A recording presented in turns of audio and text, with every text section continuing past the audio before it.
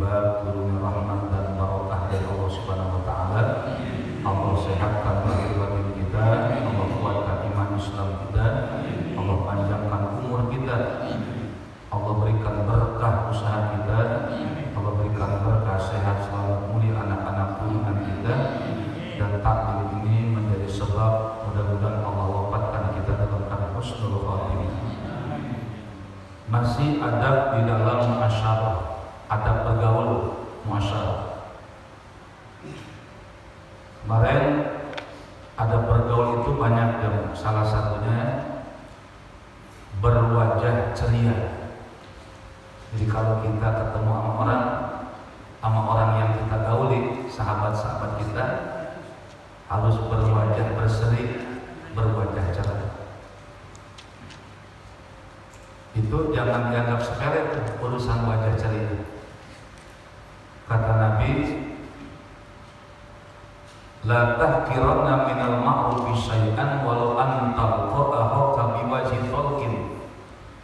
Jangan kau anggap remeh dari sebuah kebaikan walaupun ketika kita bertemu dengan saudara kita atau dengan teman pergaulan kita biwajhin talakin, dengan wajah yang berseri. Itu jangan dianggap remeh maksudnya. Walaupun ketika kita bertemu dengan wajah ceria, wajah berseri, itu pahalanya luar biasa. Lagi kalau kita sampai berjabat tangan, udah kita muka berseri ketika kita bertemu dengan teman kita, teman pergaulan kita, lalu kita musyafah. Itu kata Nabi, apabila bertemu seseorang muslim dengan muslim lalu dia berjabat tangan, maka Allah akan turunkan 100 rahmat dalam pertemuan itu. Idza taqal muslimani fatasafaha kusimat bainahuma mi'atu rahmah, kata Nabi. Jadi kalau kita bertemu dengan saudara kita, dengan teman pergaulan kita, di samping kita wajah berseri, lalu kita berjabat tangan, maka Allah akan membagikan dari antara keduanya itu 100 rahmat. Nah, dari 100 rahmat apakah 50 rahmat, 50 rahmat? Enggak, jemaah. Itu kata Nabi, mi'atu rahmatin tis'una wa li aktsarihima busran. Yang 90 dibagi sama orang yang ketika bertemu lebih besar kegembiraannya, lebih senang kalau ketemunya. Sedangkan 10 rahmat ini dikasih sama Allah buat orang yang sekedar bersalaman tapi nggak ada hati apa ini, gembira. Masya Allah. Jadi dibedain, dibagi tadi berapa rahmat? 100 rahmat. Yang 90 rahmat buat orang yang berjabat tangan sambil gembira karena pertemuannya. Sedangkan yang 10 rahmat dibagi bagi orang yang hanya sekedar berjabat tangan tapi tidak meluapkan kegembiraan. Ditanya begitu ketemu, ente sehat? Yang ente lihat bagaimana? Sini seadanya. Yang ente lihat bagaimana sekarang? Sehat sih. Ya udah jangan tanya begitu. Itu kayak nggak gembira katanya. Kan ada yang begitu tuh. Ada jawaban sini. Bagaimana kabarnya, sehat? Alhamdulillah, berkat doa ente anak sehat. Dia gembira dengan jawabannya. Nah, itu di antara dua itu pasti ada yang lebih kegembiraannya. Ketika dia bertemu dengan seorang muslim, ada yang lebih kegembiraannya. Nah, orang yang lebih kegembiraan itu diberi berapa rahmat tadi? 90 rahmat. Dibandingkan dengan hanya bertemu tapi kurang gembira. Jadi harus gembira. Lalu juga isga, lainul janib. Lainul janib di sini disebutkan jamaah lembut, lemah lembut terhadap orang yang kita temui. Muasyarah itu harus lemah lembut, ramah tamah, sopan santun. Terus wa isga, kalau ada orang teman kita ngajak bicara, nah kita harus orang yang demen diajak bicara. Artinya isga, kita dengerin pembicaraan orang yang lagi sedang bicara, itu namanya isga. Nah, dalam bergaul harus begitu. Yang baru ngomong sekali udah ditimpalin lagi, ngomong sekali ditimpalin lagi. Nah, kita harus isga, kita dengerin apa yang disampaikan. Lalu wal waqaru bila kibrin, harus sopan tanpa ada kesombongan, wasukutu indal hajri, dan kita diam ketika kita diajak bercanda. Jangan ditimpalin kalau ajak bercanda.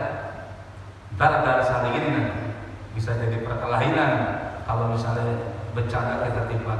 Kita diam kalau diajak bercanda. Wasafu aniz zalali, dan memaafkan dari orang yang berbuat salah.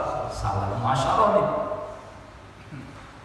Di sini bukan masalah bergaul dengan teman doang, bergaul dengan istri, pergaulan dengan istri harus muasyarah bil ma'ruf, bergaul dengan cara yang baik.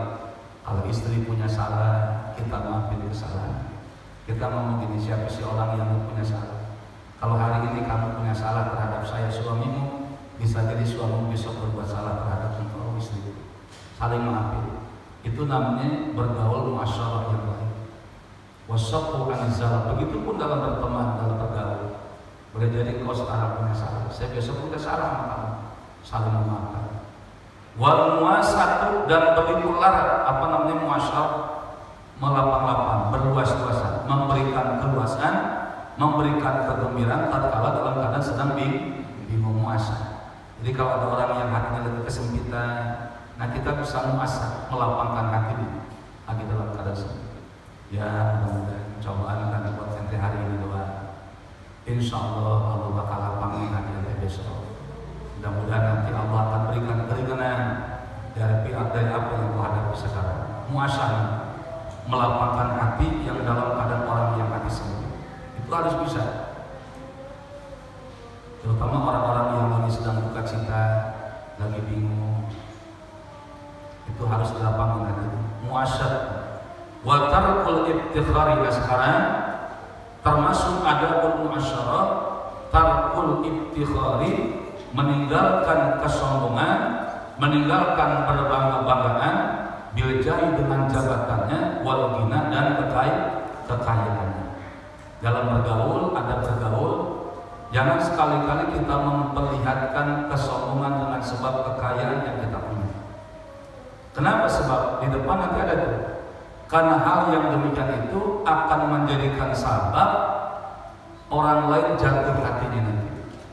Antara dia ngomongin tinggi tentang jabatan, sedangkan ini orang pangkatnya miskin, rendah.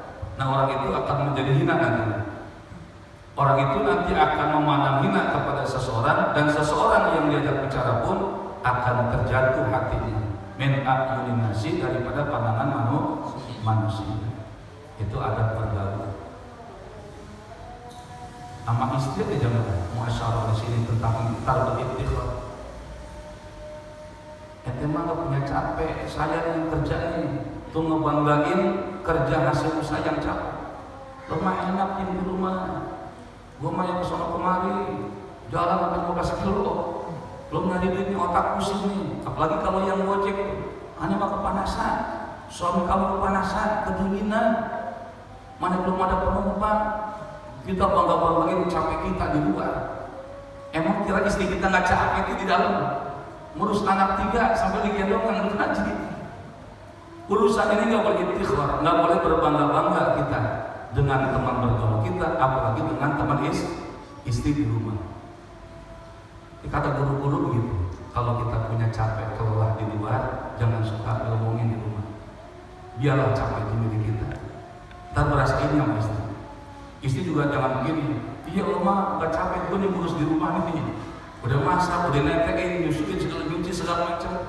Itu jadi masalah itu dalam rumah tangga. Jadi masalah dalam rumah tangga. Tinggalkan ibtikhar, berbangga-bangga dengan tadi sebab jabatan, wal ghina, atau dengan kekayaan. Ya orang tua nggak punya, lo mah di kampung lagi. Saya mau orang kota gini-gini juga nih. Bapak kaya, ibu kaya, kamu mati di kampung. Itu sama urusan pergaulan, apalagi dalam rumah tangga, jangan disebut-sebut. Lagi urusan mantan disebut-sebut sih. Wah, meledak itu urusannya. Saya nih punya mantan 5, kalau pengen tahu nih, sama istri kita. Ada yang di Bandung, istri lagi ngedengerin gitu. Awas, gue balas nih. Kalau beres kamu gue balas nih. Itu gak bakal beres muasyarah dalam rumah tangga. Stop urusan itu. Tarkul ibtikhari bil jahi wal ghina. Begitupun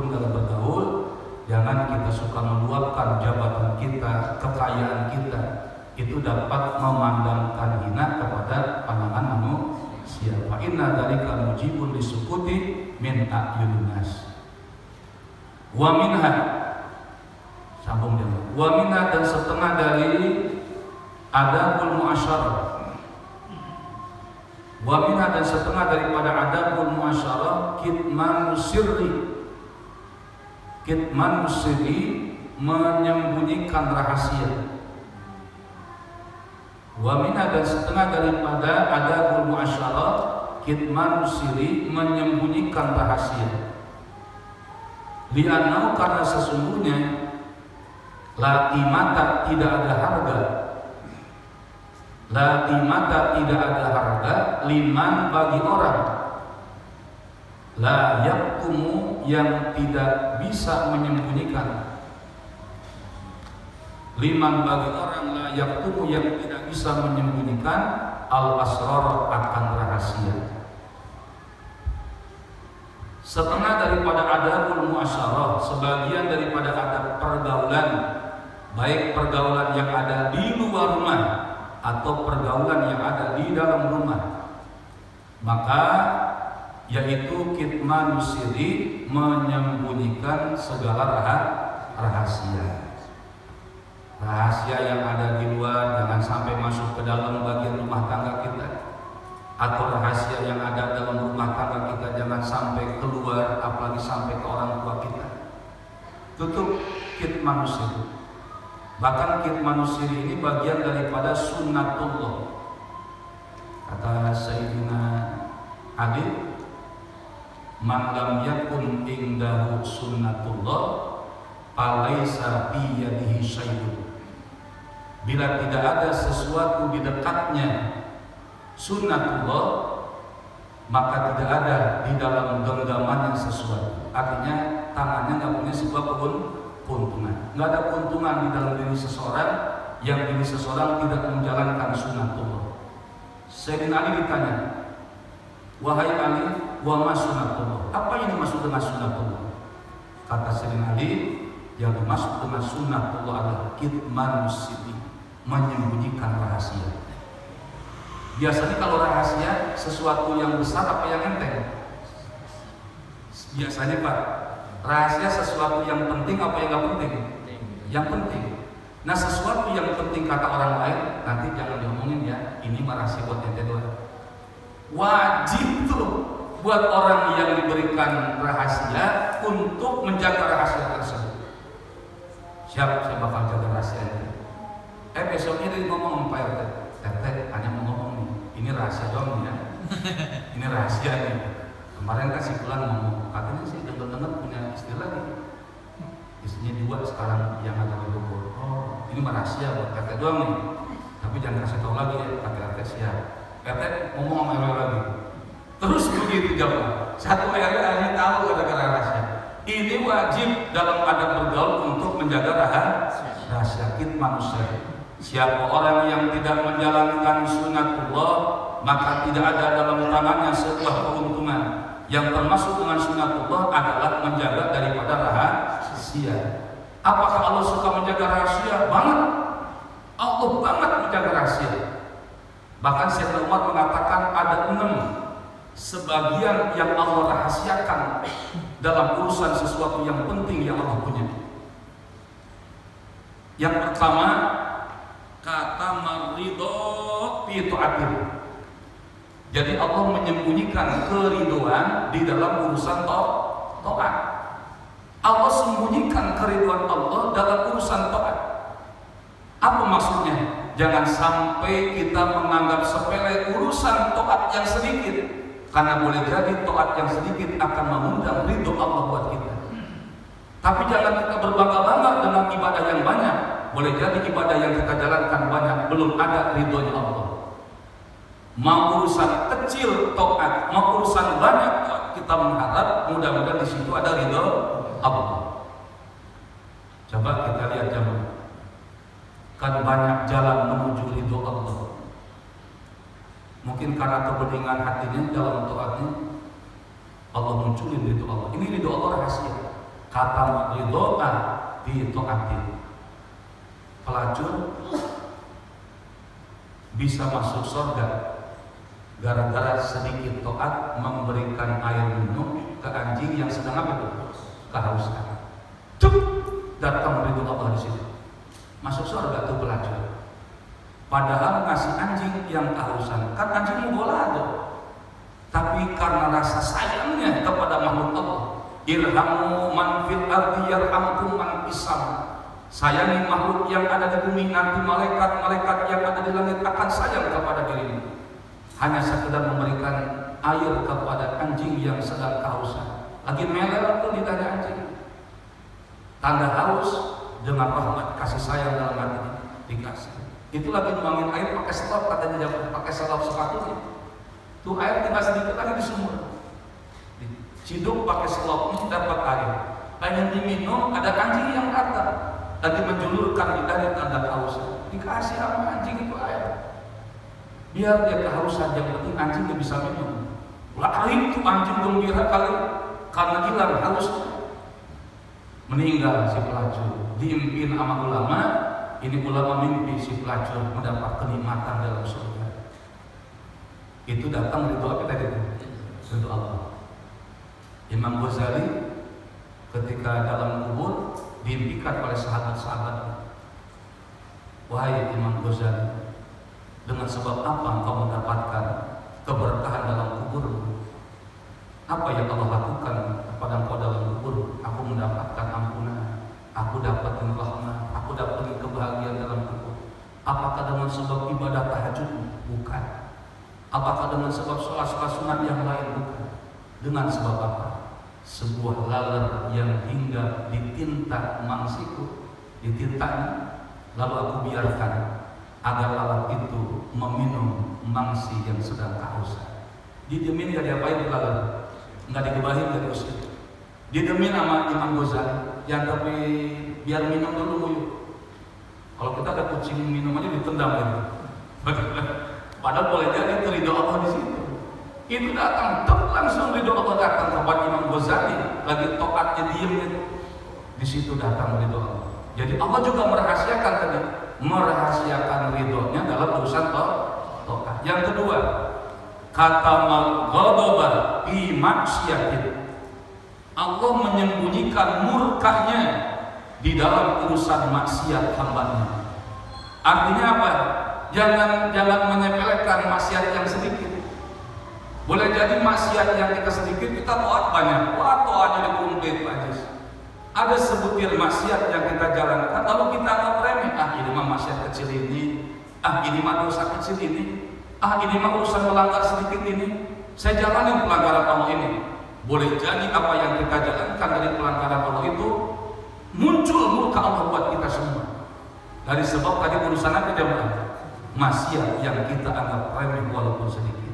Boleh jadi sesuatu yang remeh maksiat itu memunculkan, mengundang murka Allah. Kayak siapa jemaah? Bal'am bin Ba'urah, ibadahnya habis, kualiannya habis gara-gara ngomong seucap kalimat kepada Nabi Musa itu, Allahumma ahlik Musa, celakakan Musa ya Allah. Bal'am bin Ba'urah kan ulama besar, santrinya 6.000 bisa ngawang-ngawang kalau sholat.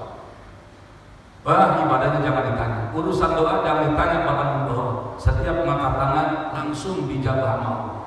Tapi urusan yang itu yang satu. Ketika datang penguasa raja kepada Bal'am bin Ba'urah, ya Bal'am bin Ba'urah, aku sebel melihat Musa, doakan olehnya agar Musa dijatuhkan oleh Allah.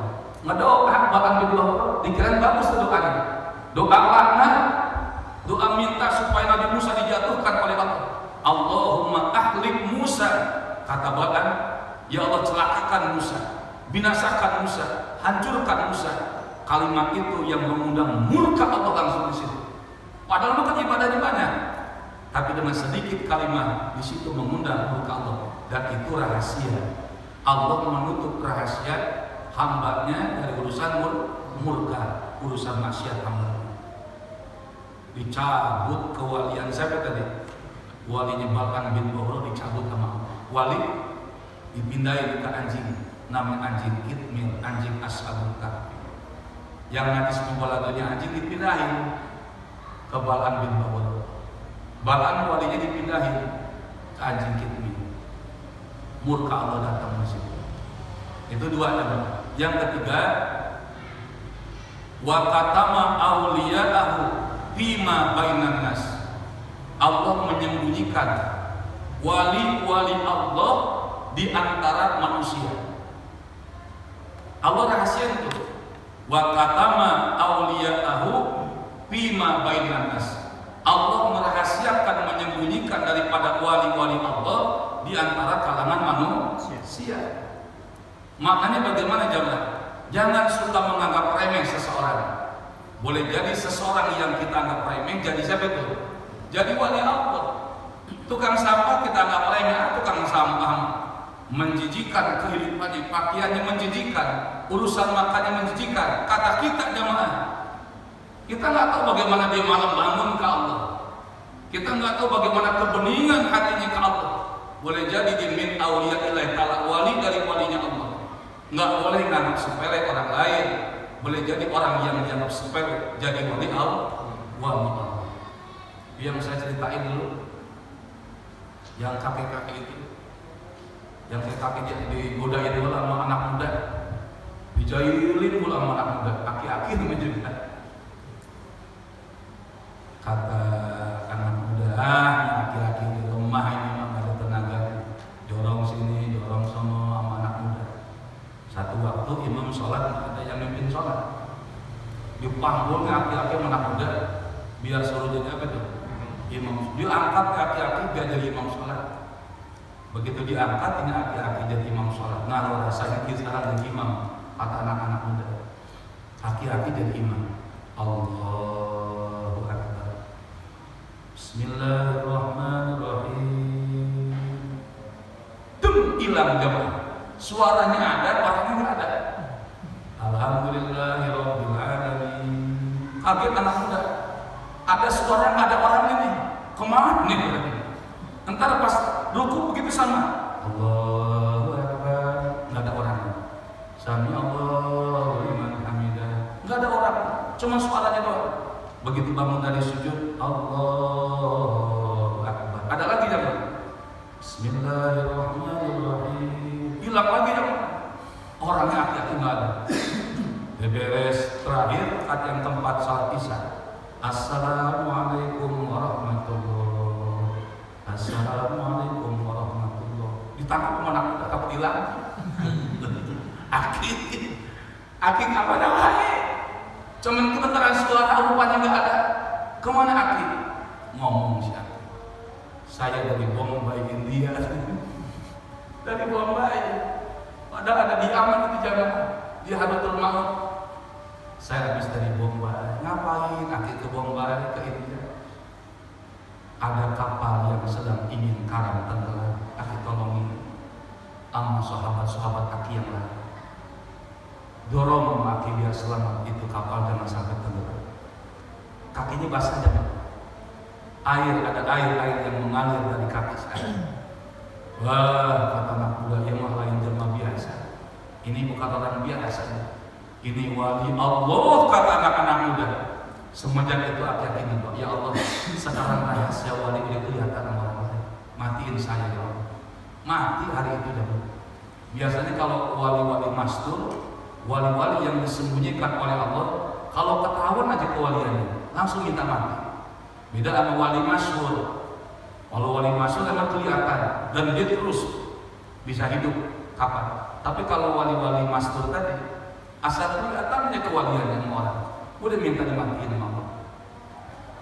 Makanya kita jangan anggap apa tadi sepele. Nah, salah satu ada pergaulan sembunyikan rahasia, sebagaimana Allah banyak menyembunyikan rahasia. Ntar ada terjemah katama Lailatul Qadar di syahri Ramadan. Allah juga sembunyiin malam Lailatul Qadar di bulan suci Ramadan. Itu Allah sembunyiin, nggak diamparin, nggak ditemerakin sama Allah.